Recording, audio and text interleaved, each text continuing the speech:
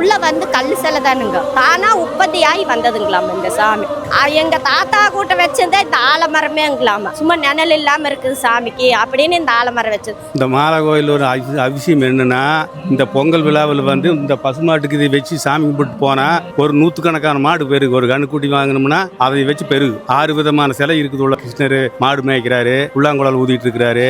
ஆலவட்ட மாலவல் திருக்கோயில் பசுமாடு தான் ஃபேமஸ். இந்த கோயிலுக்கு வருஷி 3 நாளுக்கு ஃபங்க்ஷன். பதம்பட்டி பக்கத்தில் சோமார் வெட்டி இருக்கிற மாலை கோயில் ஒரு கோயிலுங்க. இங்கே பார்த்தீங்கன்னா இருக்கிற நம்ம சாமி வந்து கிருஷ்ணருங்க. தை 1, 2, 3, 4 அந்த 4 நாள் பார்த்தீங்கன்னா நல்லா சிறப்பாக இருக்குங்க. உழவர் திருநாள் வந்து இங்கே அதிகமாக ஃபேமஸ். இந்த ஏரியா சரௌண்டிங் கும்பிட்றது வந்து இந்த ஏரியா மட்டும் தானுங்க. இங்கே வந்து பார்த்தீங்கன்னா ஆடு மாடுகளுக்கு வந்து அந்த ஏதாவது நோய் நொடிகள் இருந்தால் எசகடம் வாங்கி கும்பிட்றது வந்து வழக்கமுங்க. அது தை மாதத்தில் வந்து வீடு ஒரு சில வீடு அமையில வீடு வாங்கி கும்பிடுவாங்க. வண்டி வாகனங்கள் கால்நடைகளுக்கு ஏதாவது நோய் இருந்தாலும் வாங்கி கும்பிடுவாங்க.